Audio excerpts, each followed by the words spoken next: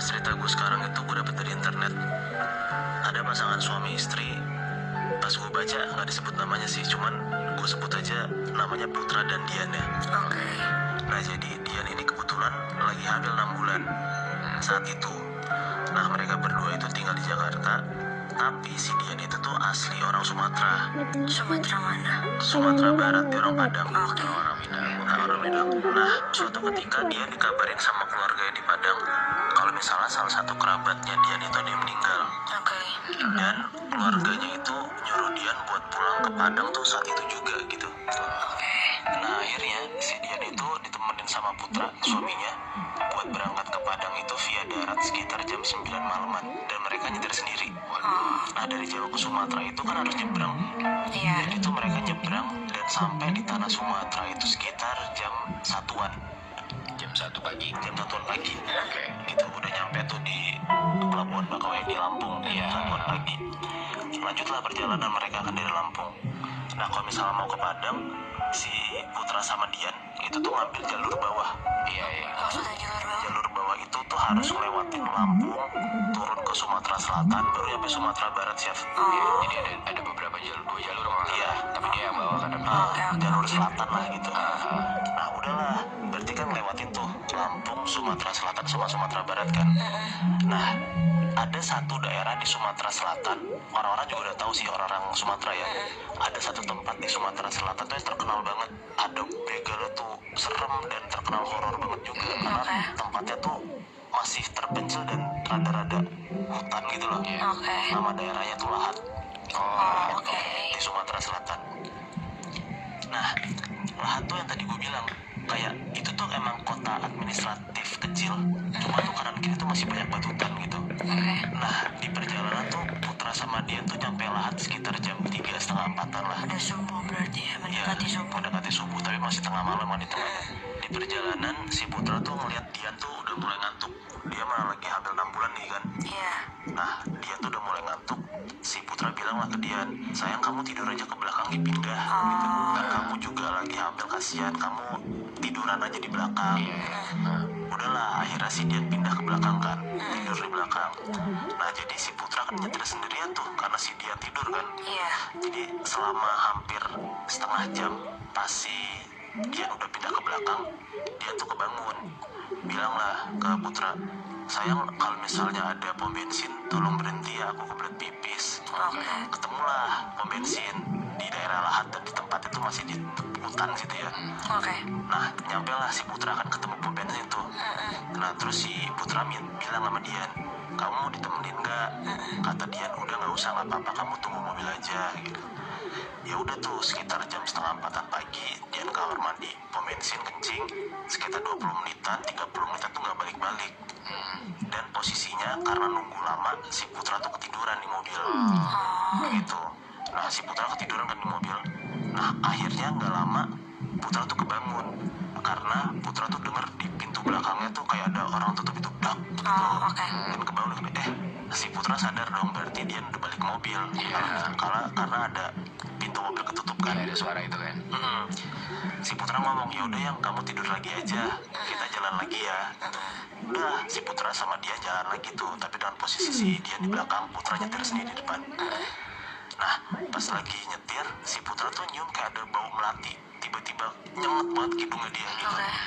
Nah si Putra tuh kaget dan takut karena lo bayangin di tengah malam kanan kiri di tempat yang orang-orang jarang lewatin, dan di situ gelap banget ya. Iya benar, nggak ada yang lewat sama sekali.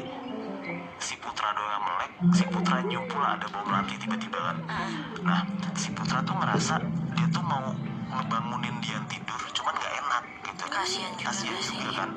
Nah pas si Putra mau ngebangunin, nggak lama melatinya baunya hilang.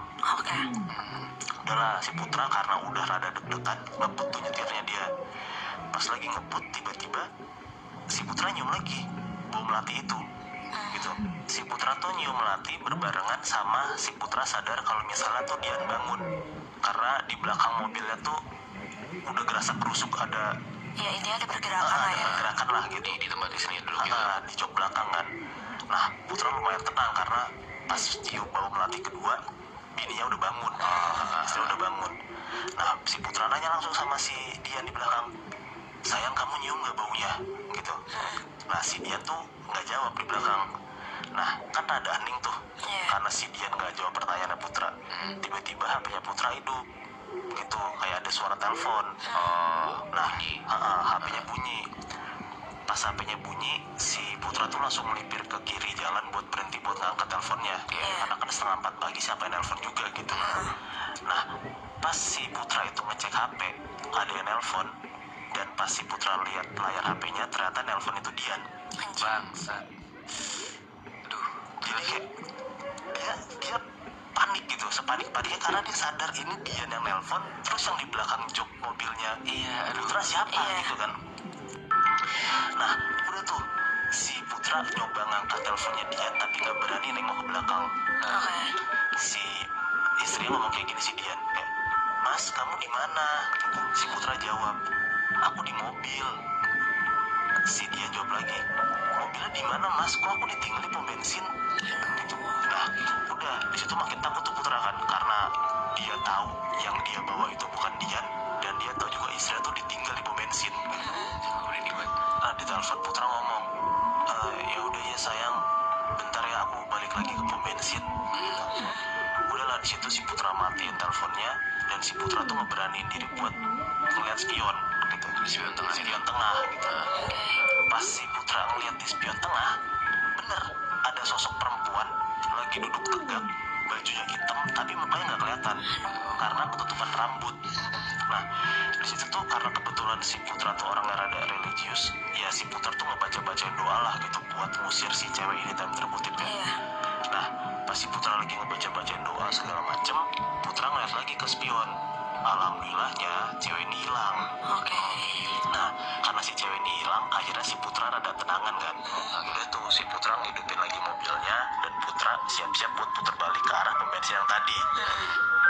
Nah udah pas banget si Putra ini baru mau putar balik, si Afbi dia ngidupin mobil. Tiba-tiba si Putra tuh dengar kalau misalnya dari atas kayak atap mobilnya si Putra tuh ada suara bruk gitu, kenceng banget, kayak ada suara barang jatuh gitu loh. Nah gak lama dari suara itu, tiba-tiba tuh Putra denger ada suara cewek dari atas mobilnya ketawa gitu. Wah Putra tuh takut banget, dan Putra tuh ngeliat ke kaca depannya, kalau misalnya kaca depannya tuh banyak banget rambut dari atas mobilnya. Dan Putra tuh sadar kalau misalnya tuh rambut itu tuh rambut si cewek yang ada di belakang gitu. Di situ Putra panik, Putra tuh meremin mata dan dia tuh baca doa lagi. Pas Putra melekin matanya dia, rambutnya hilang dan suaranya hilang. Nah udah tuh gak lama rambutnya hilang, suara hilang, Putra langsung putar balik dan jemput lagi istrinya, jemput lagi si Dian ke pom bensin. Nah sampai di pom bensin, si Putra tuh gak lihat ada si Dian gitu. Si Putra langsung nelfon Dian lah. Dian kamu di mana? Gitu. Si Dian langsung ngomong, Mas tolongin aku Mas, perut aku sakit.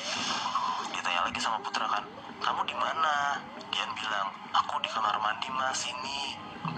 Udahlah si Putra akhirnya jalan ke kamar mandi. Nah karena si Dian ada di kamar mandi cewek, ya Putra nggak enak dong buat masuk. Nah si Dian nyaut lagi, Mas aku di dalam sini gitu. Nah si Putra tuh dengar kalau misalnya dari salah satu dari bilik WC-nya itu ada suara Dian emang. Nah ya udahlah si Putra ngeberaniin diri buat masuk, kebetulan lagi sepi juga. Si Putra ngedeketin lagi ke pintu bilik WC-nya Dian, dan pas Putra buka pintunya, bener-bener si Putra tuh kaget sekaget-kagetnya, pucat sepucat-pucatnya mukanya. Karena apa? Pas Putra lagi buka pintunya, dia tuh ngeliat si Dian itu lagi duduk di lantai WC.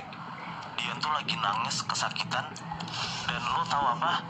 Di belakang badannya Dian ada sosok kuntilanak tadi yang ada di belakang mobilnya Putra. Si sosok kuntilanak ini tuh lagi meluk Dian, dan tangan kuntilanak itu lagi ngelus-ngelusin perutnya Dian.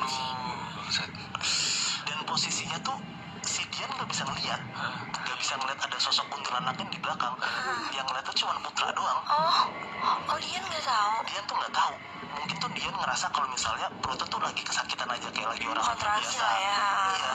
Tapi yang Putra lihat adalah sosok kuntilanak itu ada di belakang Dian dan lagi ngelus-ngelusin perutnya Dian.